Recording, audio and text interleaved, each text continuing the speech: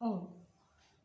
आज हम जानेंगे कि योगाभ्यास करते वक्त किस चीज़ पर ध्यान देना बहुत आवश्यक है और क्यों ये आवश्यक है, किस बात पर ध्यान देने से हमें योगाभ्यास का 100% लाभ मिल सकता है। आइए जानते हैं, थोड़ी सी चर्चा करते हैं। पंच तत्वों में से एक प्रमुख तत्व है वायु, जो हमारे शरीर को जीवित रखता है। वायु ही श्वास के रूप में हमारा प्राण भी है। इस प्राण तत्व का वर्णन अनेक जगहों पे हमें मिलता है हमारे शास्त्रों में, जैसे कि वेदों में, उपनिषदों में, हठ योग के ग्रंथों में, यहाँ तक कि भगवद गीता में भी इस तत्व का यानी कि प्राण तत्व का वर्णन का बहुत ज़्यादा महिमा बताई गई है। वेद कहते हैं प्राणाय नमो यस्य सर्वमिदं वशे, यानी कि जिसके वश में ये सब कुछ है उस प्राण को मेरा नमन है। प्राण परम औषधि, प्राणायाम परम तपः। प्राण को परम औषधि बताया गया है और प्राणायाम को परम तप। इसीलिए प्राणायाम का अनन्य साधारण महत्व है।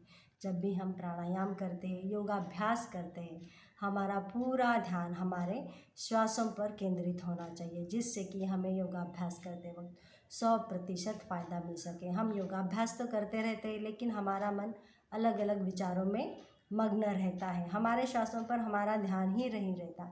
ऐसे वो समय पर ऐसे अभ्यास करने पर हमें प्राणायाम का, योग का पूर्ण लाभ नहीं मिल पाता है। अगर पूरा लाभ चाहिए तो हमें हमारे श्वासों पर, हमारे प्राण पर ध्यान देना बहुत ही आवश्यक है। हठ योग कहता है चले वाते चले चित्तम, निश्चले निश्चलम भवेत्, यानी कि वात के चलायमान होने पर ही हमारा चित्त चलता है। अगर वात चलायमान ना हो तो चित्त भी नहीं चलता है। यदि अगर श्वास रुक जाए, प्राण रुक जाए तो हमारा जीवन समाप्त हो जाता है। आयुर्वेद में भी इसकी महिमा बहुत अच्छे से बताई गई है। आयुर्वेद कहता है पित्त पंगु कफ पंगु पंगवो मलधातवः, वायुनाम यत्र नियंते तत्र गच्छति मेघवत्। अर्थात पित्त, कफ या मल हो या फिर सप्त धातुएं हो, ये सभी पंगु है, यानी कि अपने आप से कोई भी गति नहीं कर सकता है अगर वायु इनका साथ ना दे। वायु इसके लिए बहुत ही आवश्यक है।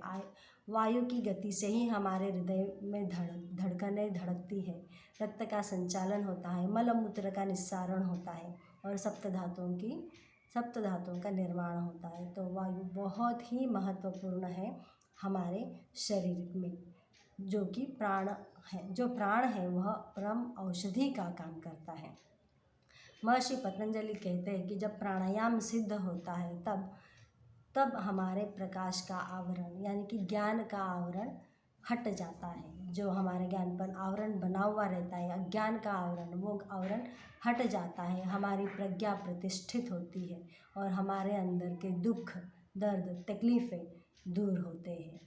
तो ऐसी है प्राण की महिमा, जिसे हमें पाना है। योगाभ्यास करते वक्त अपना पूरा ध्यान अपने श्वासों पर केंद्रित करना है, तभी हमें 100% योगाभ्यास का फ़ायदा होगा। हमारे दुखों से, हमारे कष्टों से, हमारे दर्दों से हमें मुक्ति मिलेगी। धन्यवाद।